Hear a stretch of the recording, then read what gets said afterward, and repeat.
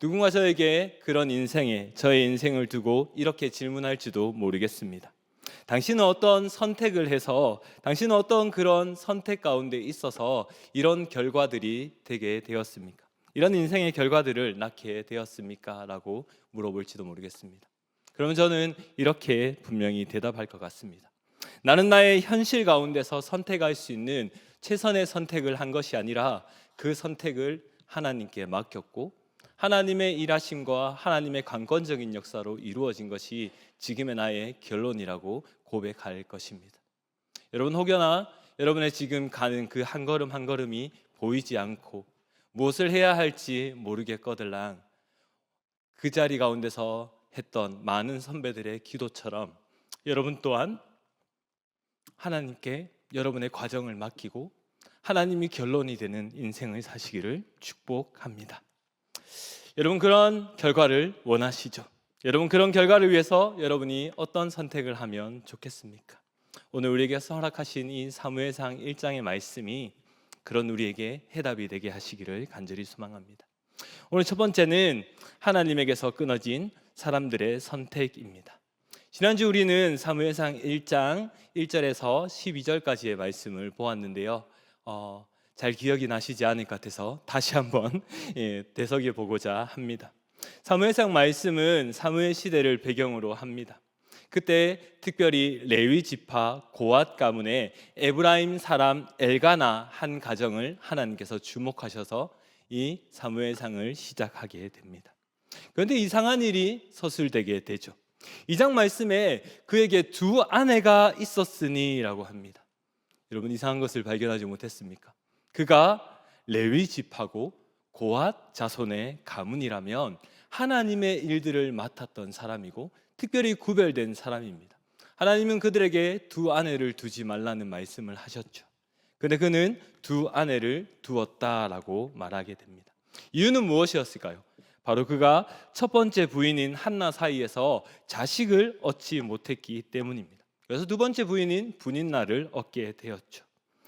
레위 지파 고앗 가문의 에브라임 지파 사람 엘가나는 하나님을 섬기는 가문임에도 불구하고 자식이 없다는 그 현실적인 문제에 자신이 할 수 있는 최선의 선택을 합니다. 그것은 바로 하나님의 말씀을 어기더라도 자기가 지금 현실에 있는 문제를 해결하고자 하는 최선의 선택이었습니다. 더 놀라운 일이 나타나죠. 3절에 이 여인이 매년 자기 성읍에서 나와서 실로로 가서 만군의 여호와께 예배하며 제사를 드렸다라는 겁니다. 제사를 드렸다는데 믿음이 좋은 거 아닙니까? 라고 할 수 있죠. 근데 여러분, 우리가 그 전에 보았던 것은 두 아내를 두었다라는 겁니다. 그 말은 하나님의 말씀을 어기고 자신의 현실의 문제가 먼저 된 그 사람이지만 그러나 예배 가운데 나왔다라는 거죠. 예배 가운데 나온 그가 하나님의 말씀을 순종하지 않지만 예배에 나올 수 있다라는 겁니다. 하나님은 언제나 우리의 예배를 받아주십니다. 근데 그건 이상한 일이죠. 하나님은 우리를 사랑하십니다. 근데 하나님이 우리를 사랑하시는 것과 우리가 하나님의 말씀에 불순종하고 또 불순종하면서도 예배를 드리는 이 이상한 모습을 여러분 이상하게 생각해야 되죠. 우리에게는 연약함이 있습니다. 그러나 늘 하나님의 말씀을 어기는 위치에 서는 것이 예배를 드리는 자의 모습이어서는 되지 않는 것이죠. 하나님께서는 아말렉의 모든 것을 전멸하라는 하나님의 말씀을 어기고 자기 소견에 좋은 옳은 것을 챙기고 그리고 그 중에서 가장 좋은 양과 소로 제사하려 나왔던 사울 양을 향해서 사무엘 선지자에게 이렇게 말하라라고 하셨습니다. 사무엘상 15장 22절에 사무엘이 이르되 여호와께서 그의 목소리를 청종하는 것을 좋아하신 같이 여호와께서 번제와 다른 제사를 좋아하시겠나이까. 이때 하는 말이 우리가 잘 알고 있는 말씀이죠. 순종이 제사보다 낫다. 듣는 것이 순양의 기름보다 나으니라고 합니다. 여러분이가 하나님께 그가 드렸던 이 엘가나가 드렸던 예배는 누구를 위한 예배였을까요? 정말 하나님을 위한 예배였기에 그가 말씀을 어기는 일상을 살면서 하나님께 예배를 드린 것일까요? 무엇을 위해서 그는 그렇게 예배를 챙기고 찾고 하였을까요? 더 놀라운 일이 나타났습니다. 당시의 제사장은 엘리 그리고 두 아들 홈니와 비느하스였습니다. 사울왕 앞에서 하나님의 말씀을 담대히 전하던 사무엘과 같은 제사장이 없다는 현실, 하나님의 전이 있지만 그 전 가운데서 하나님의 말씀을 담대히 전할 사람도, 이것이 잘못되었다라고 말할 수 있는 사람도 없다라는 것이죠. 하나님의 뜻을, 하나님의 말씀을 전할 수 있는 하나님의 종이 없는 암울한 시대, 이상한 것이죠. 하나님은 그것을 위해 하나님의 전을 이 땅에 놓으셨고 그것을 위해 제사장이라는 사람을 세워 놓으셨는데 말입니다. 레위지파 고핫 가문의 에브라임 사람 엘가나는 이런 현실 가운데서 최선의 선택을 하며 살아가는 모습을 보이게 됩니다. 먼저는 제사를 드리는 날에는 가족들에게 이 제물의 분깃을 균등하게 나누어 줍니다. 특히나 자녀가 없는 한나에게는 2개 갑절의 분깃을 주면서 제물의 분깃을 주며 그를 위로하기도 합니다. 또 한나의 적수인 분인나가 심히 그 한나를 격분시킬 때는, 울고 먹지 않을 때는 내가 그대에게 10아들보다 낫지 않습니까? 라고 하며 한나를 위로해주는 따뜻한 남편처럼 보이기도 합니다. 그런데 이런 그의 모습이 진짜 그가 인생에서 선택할 수 있었던 최선의 선택이었을까요? 레위지파 고핫 가문의 에브라임 사람 엘가나네가 선택한 최선의 선택으로 그가 함께한 2 부인의 삶은 어떻습니까? 그들은 서로 적수가 되어 서로 물고 뜯고 싸웁니다. 분인나는 한나를 격분시킵니다. 어쩌면 이 분인나는 자식이 있는 입장에, 또 첫 번째 부인인 한나가 있는 입장에서 자식을 지키기 위해서 그가 할 수 있는 최선의 선택이 이거였는지도 모르겠습니다. 이런 격분을 받아야 하는 한나는 2번째 부인이 자식을 낳기 전까지는 어쩌면 그도 자식이 없는 문제가 남편인 엘가나와 같은 문제로 고민했을지도 모르겠습니다. 근데 분인나가 자녀를 낳는 순간 그가 가졌던 자녀가 없는 문제는 누구의 문제가 되었을까요? 한나만의 문제가 되었습니다. 네가 문제가 있어서 자녀를 못 낳은 것이고, 네가 그렇기 때문에 우리 가문의 자손을 잇지 못했다라는 그 모든 비난을 한나 혼자서 받아야 하는 그 문제가 되었던 것이죠. 또 당시의 상황 가운데서 한나는 어땠을까요? 자녀를 못 낳는 것이, 그의 태가 끊어진 것이 하나님에게서 끊어졌다, 하나님의 진노를 받아서 네가 자녀를 낳지 못한 것이다 라는 손가락질을 받았던 것 같습니다. 그것이 그녀를 가장 힘들게 하지 않았을까요? 그가 격분해서 분인나의 공격을 받았을 때 남편이 그녀를 위로하고 먹지 않는 그녀를 위로했지만 그녀가 먹지 못하고 계속해서 심려를 기울이고 계속해서 힘들어했던 가장 큰 이유는 바로 하나님에게서 끊어졌다는 공격 때문이었을 것입니다. 여러분, 그런데 이런 그녀를 향해서 오늘 성경은 그 문제의 해답을 이렇게 얘기를 합니다. 여러분, 문제의 해답은 문제의 어디에 있을까요? 저희 학교 아이들에게 물어보면 시험지에 있습니다 이렇게 얘기를 했겠죠. 근데 우리가 잘 알듯이 문제는 문제 속에 있습니다. 5절과 6절 말씀에 이렇게 얘기를 하시죠. 여호와께서 그에게 임신하지 못하게 하시니, 이 임신하지 못하는 모든 원인이 누구에게 있다고 얘기를 하는 겁니까? 바로 하나님에게 있다라고 얘기를 하죠. 2번이나 성경은 그렇게 얘기를 합니다.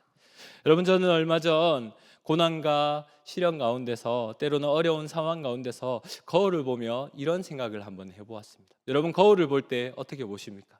거울을 볼 때 이렇게 보죠. 서로 이렇게 보면서 눈이 작은지 큰지, 그리고 오늘은 머리가 잘 되었는지, 옷은 잘 매무새가 되었는지 이렇게 바라보죠.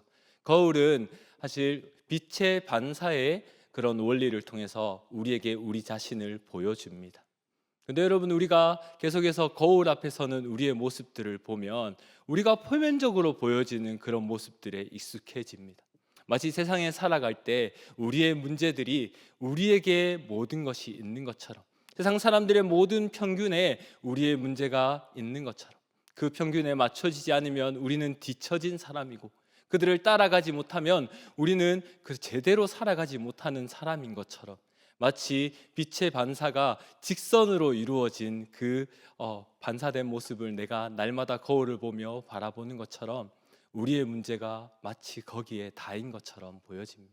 근데 여러분, 거울을 아무리 많이 봐도 하나님이 나를 얼마나 사랑하시는지는 거울에 나타나지 않습니다. 거울이 내가 알문이 뚫어져라 쳐다봐도 내 마음속에 역사하시는 성령 하나님의 놀라우신 일들은 보이지 않더라고요.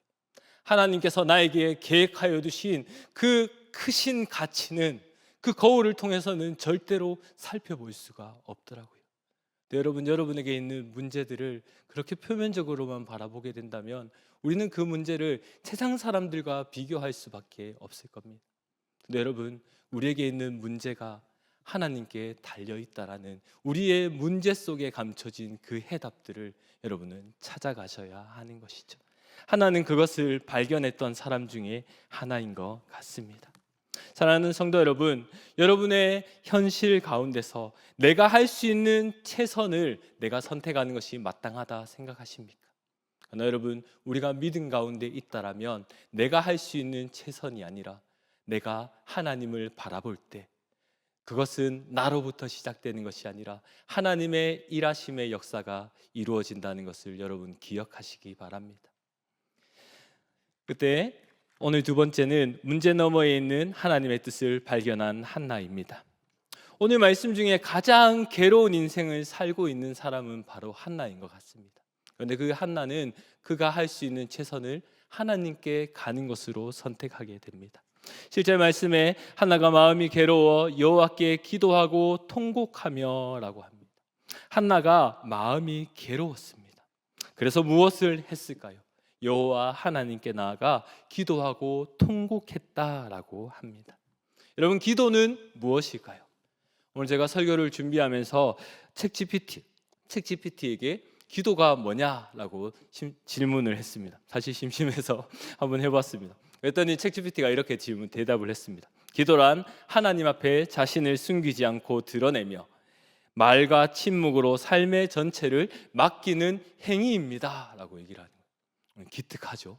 그리고는 네 가지로 얘기를 했습니다. 첫 번째, 하나님의 인격적으로 관계를 맺는 방식이다. 그리고 두 번째는 마음의 진실을 바로 하나님께 올려드리는 것이다. 마음의 진실을. 그리고 자신의 욕망과 계획을 하나님 앞에서 내려놓는 과정이다. 그리고 하나님의 주권, 하나님의 일하신다라는 인정을 바로 그 모든 것들을 고백하는 것이다 라고 합니다. 그래서 제가 궁금해서 챗GPT에게 또 이렇게 질문했습니다. 그럼 너는 이렇게 기도하니? 라고 이렇게 물어봤습니다. 챗GPT가 뭐라고 얘기했을까요? 저는 로봇이에요. 이렇게 네, 대답을 했죠. 여러분, 우리가 어쩌면 챗GPT가 알고 있는 이 지식을 우리가 몰랐을 수도 있습니다. 네, 여러분, 우리가 기도에 대해서 분명히 알고 있는 건 하나님께서 우리에게 기도할 수 있도록 해주셨다는 거죠. 우리가 기도할 때 하나님은 우리를 만나 주신다는 겁니다. 여러분, AI 시대를 살아가는 우리에게 신앙이 필요합니다. 하나님은 그때도 우리에게 역사하실 것입니다. 기도는 바로 하나님과 우리가 만나는 일들이죠. 하나는 그것을 시작했습니다.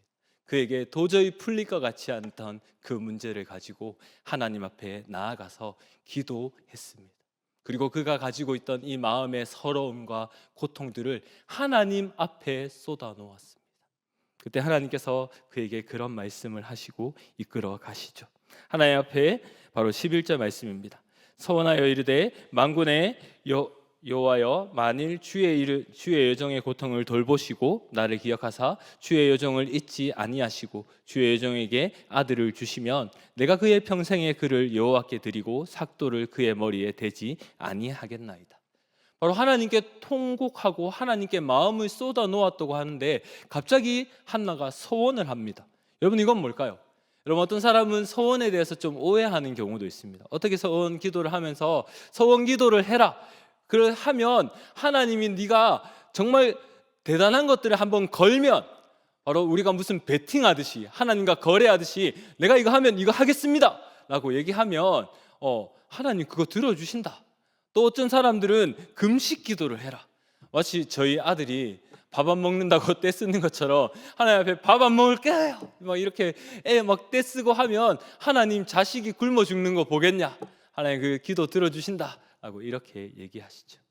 여러분, 이렇게 기도하는 건 사실은 하나님을 모르는 겁니다. 그 말은 뭘까요? 하나님께 어떻게 기도해야 되는지, 기도가 무엇인지를 모르는 사람들이 하는 말이죠. 사실 한나가 여기서 왜 서원을 했을까요?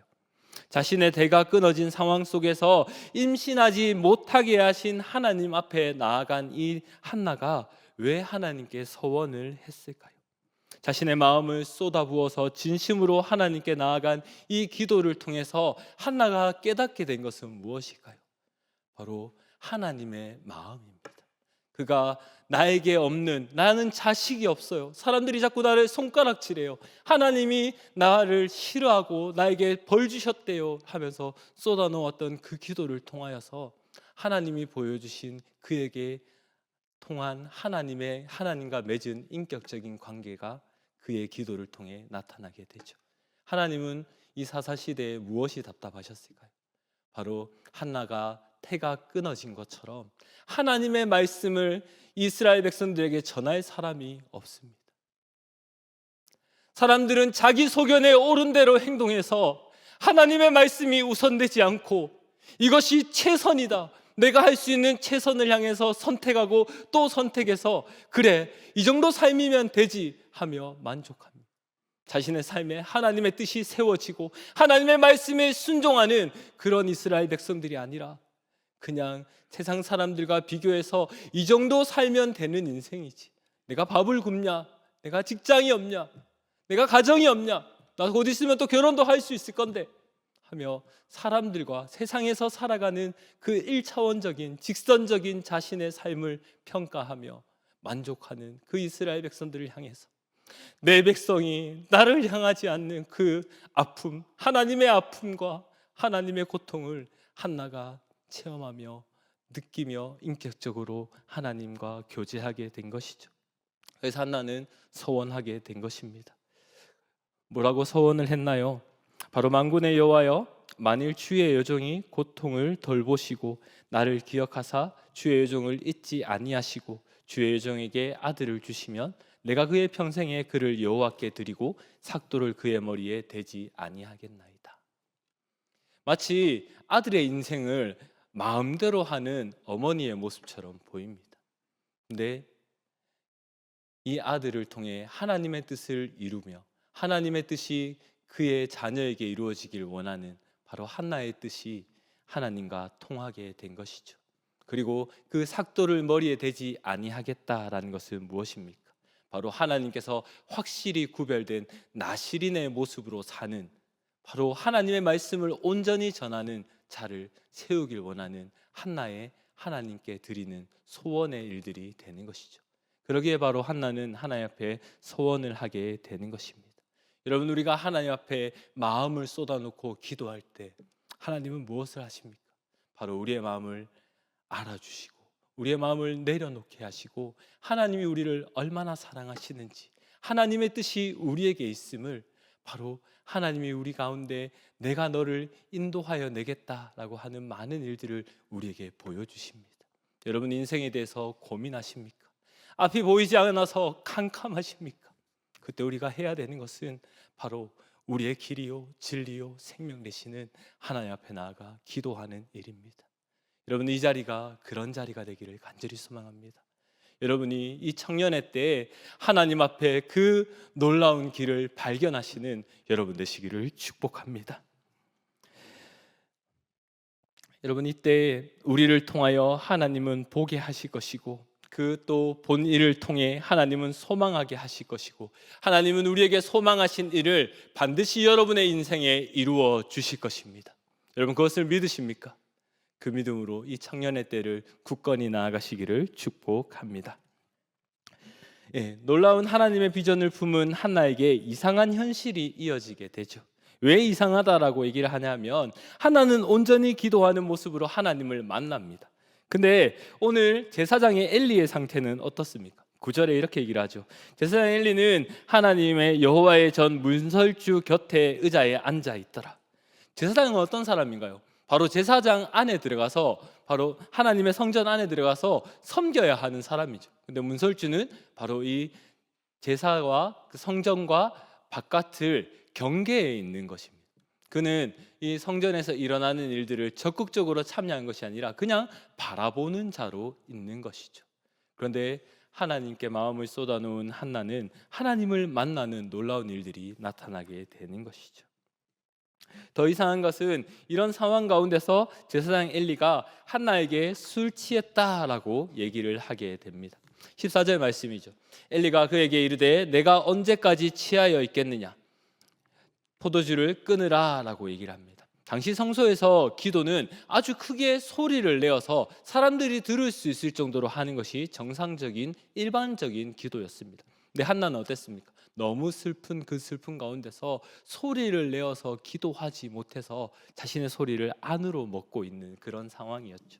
그 모습을 본 엘리 제사장이 한나에게 술 취했나? 왜 여기서 악한 그런 일들을 하냐라고 얘기를 하죠. 그러나 그 일은 기도를 분별하고 탄원을 중재하고 하나님 앞에서 백성들을 인도해야 될 엘리 제사장이 기도를 죄로 오해하고 탄원을 책망의 대상으로 판단하는 영적 분별력을 상실한 상태가 되는 것입니다. 엘리는 그에게 일어난 현실을 눈으로 바라보며 판단합니다.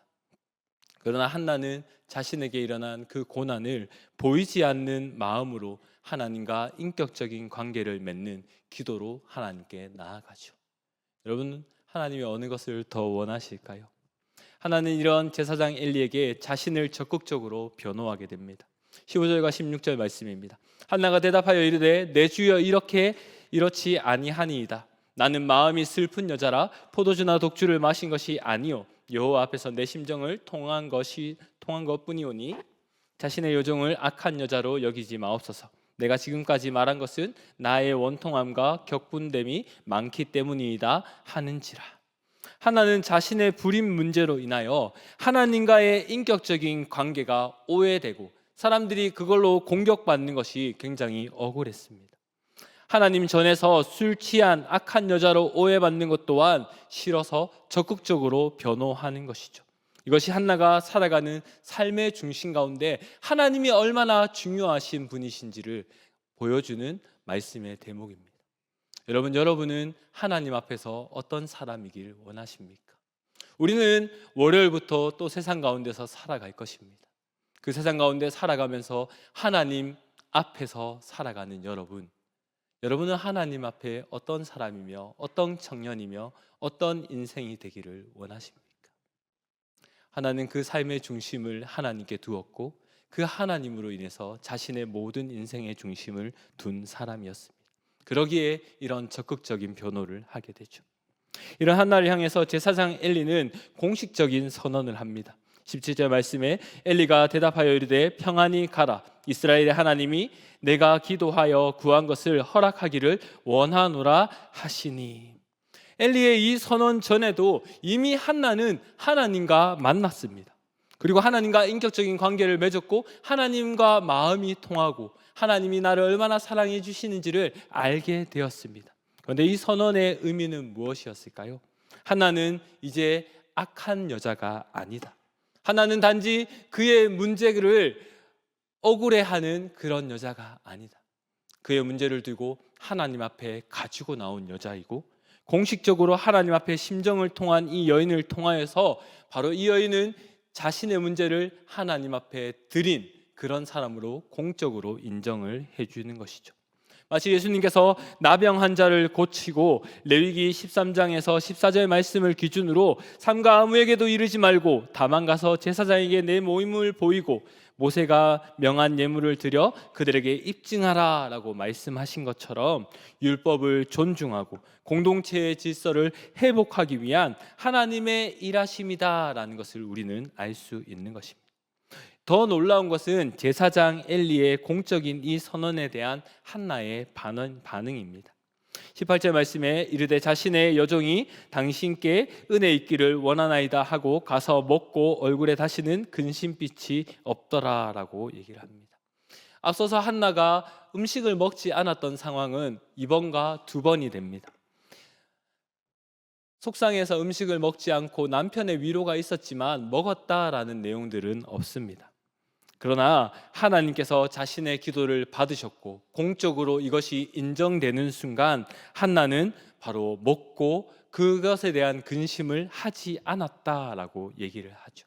하나님께서 주시는 평안을 받게 되었다라는 것입니다. 당신의 요정이 당신께 은혜 입기를 원하나이다. 이 고백은 단순히 엘리에게 겸손하게 하는 말이 아니죠.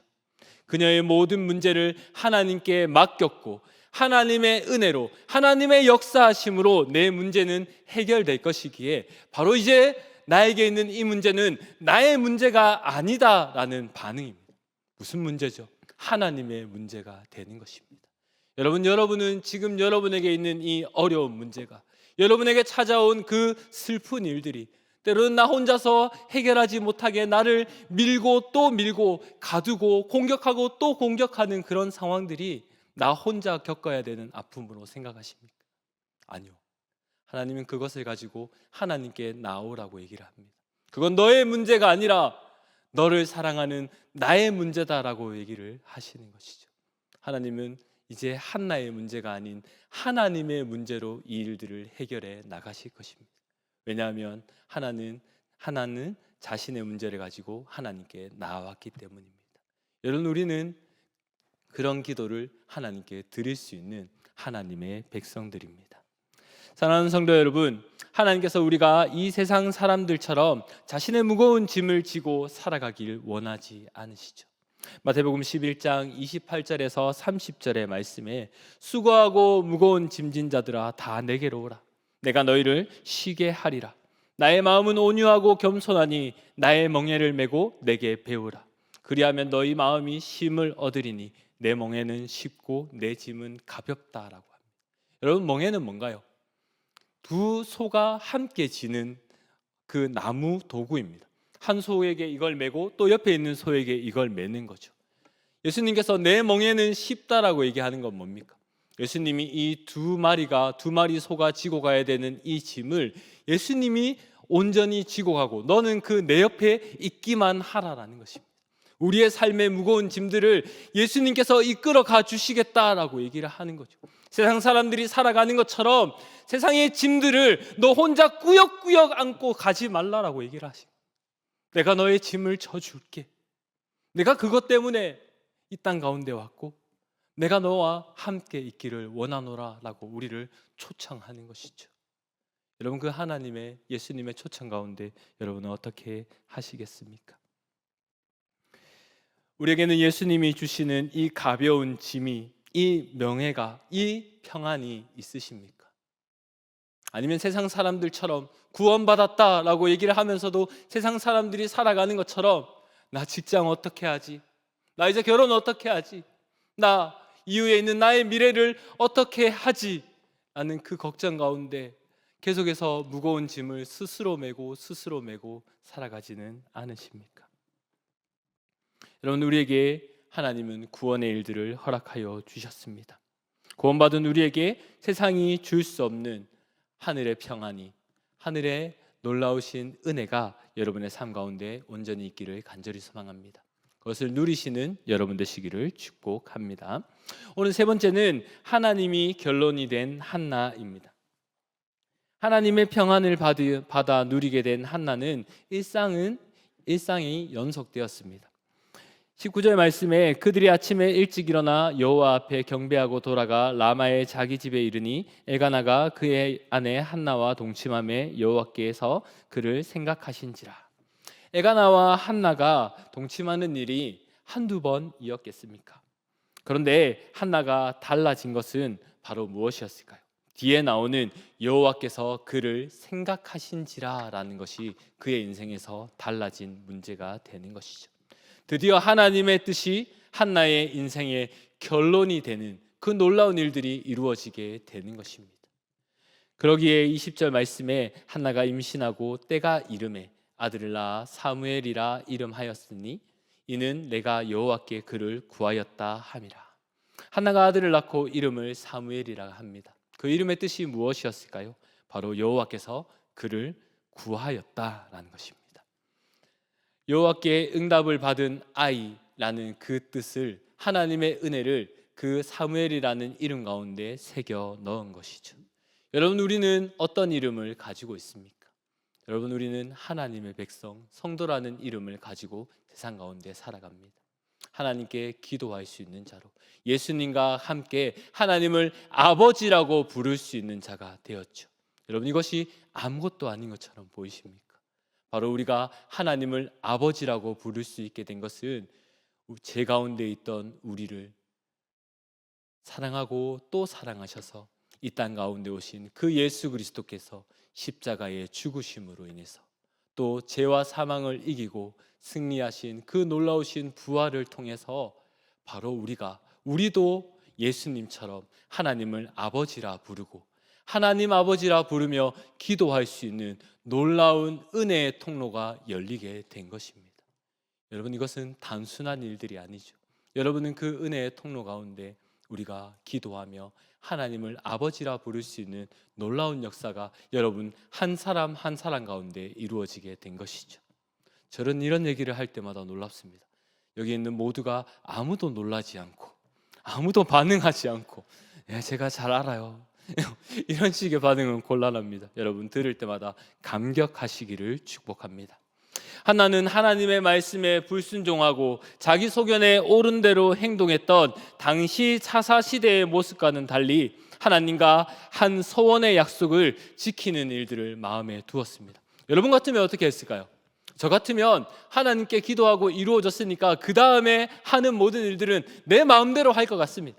좋은 직장을 얻고 나서는 하나님 좋은 직장을 주셨으니 감사합니다, 헌금하고 그 다음부터는 내 마음대로 살아가고 싶을 것 같습니다. 하나님, 저 사람과 결혼하게 해주셨는데 이제 나는 내 인생의 가장으로서 좀 잘 살아보겠습니다 라고 다짐하면서 내가 할 수 있는 최선의 선택을 다시 한번 하지는 않을까라고 생각을 합니다. 근데 한나는 이렇게 하죠. 21절에서 24절의 말씀을 통해서 엘가나가 매년 드리던 제사, 매년제 서원제를 위해 실로에 올라갈 때 한나는 아직 가지 않겠다라고 얘기를 합니다. 그녀는 하나님께 드리기로 한 서원의 아들을 젖될 때까지 정성껏 돌본 위에 데려가겠다라고 결단을 하죠. 이때 남편인 엘가나는 이 선택을 존중합니다.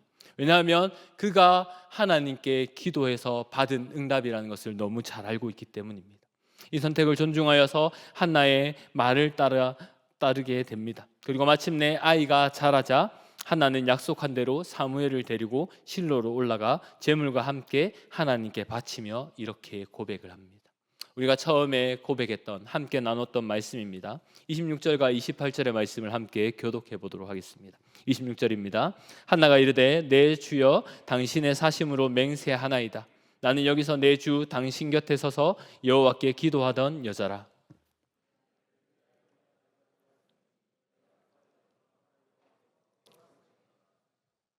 함께 읽겠습니다. 그러므로 나도 그를 여호와께 드리되 그의 평생을 여호와께 드리나이다 하고 그가 거기서 여호와께 경배하니라. 아마 제사장 엘리는 한나에게 축복했던 이 일들을 기억하지 못했을 수도 있을 것 같습니다. 그러나 한나는 자신의 소원을 들어주신, 이루어주신 하나님 앞에 신실한 사람이었습니다. 그래서 하나님께 감사하였고 너무나 소중한 아들 사무엘을 온전히 나신인으로 드리며 엘리의 손에 맡기게 됩니다.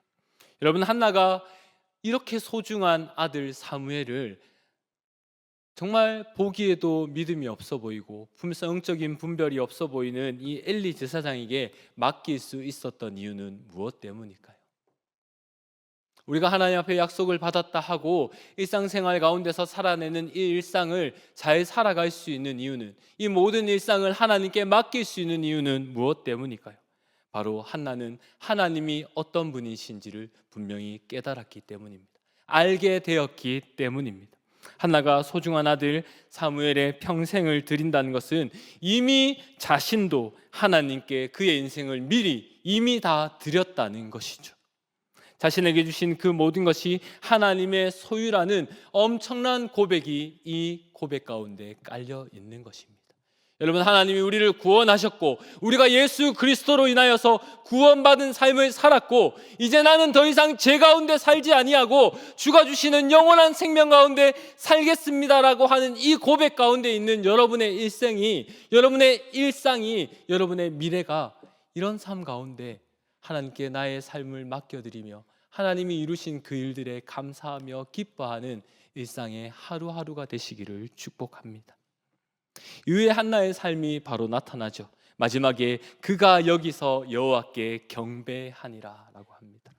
하나는 거기서 하나님께 경배하며 그의 평생을 통하여 하나님을 경외하고 하나님을 높이는 일생을 살게 됩니다. 여러분, 오늘 이 시간 하나님이 어떤 분이신지를 깨닫고 오늘 이 시간 하나님 앞에 경배하며 예배하며 나아갔던 여러분의 하루하루가, 여러분의 일터가, 여러분의 직장이, 여러분의 학교와 여러분의 가정의 모든 것을 통하여서 하나님께 경배하며 하나님을 높이는 성도의 삶을 사시기를 축복합니다. 그것이 바로 여러분의 인생 가운데 하나님이 결론이 되는 축복된 성도의 삶으로 나아가는 한 걸음 한 걸음 되는 하루하루가 되는 여러분의 일상이 되시기를 축복합니다. 여러분이 그런 미래를 꿈꾸며 그런 미래를 하나님께서 온전히 이루시기를 한 분 한 분의 삶을 축복합니다. 기도드리겠습니다. 주의 은혜가 필요한 이 땅 가운데서 이곳에서 주와 함께 노래하리라고 우리가 함께 이곳에서 찬양하였습니다. 주와 함께 꿈꾸리라 우리가 이 시간 함께 찬양하였습니다. 영원한 나의 도움이 되신 주님, 이제 우리의 손을 잡고 하나님의 손을 잡고 일어나 우리가 회복의 주를 만나고 능력의 주를 만나고 예수 그리스도의 놀라우신 일들을 통하여 우리의 모든 일들을 회복시켜 주실 주님을 기대하며 소망하게 하여 주시옵소서. 이곳에 나온 청년들 한 사람 한 사람이 그 하나님을 부르짖고 하나님을 찾을 때 하나님 만나주시고 역사하여 주시옵소서. 이곳에 있는 한 사람 한 사람을 통하여 주님 말씀하여 주시고 그들의 미래가, 그들의 인생의 결론이 하나님이 되게 하여 주시옵소서. 이것을 소망하는 모든 자에게 온전히 이루어 주실 것을 믿사오며 사랑이신 우리 주 예수 그리스도의 이름으로 기도하옵나이다. 아멘.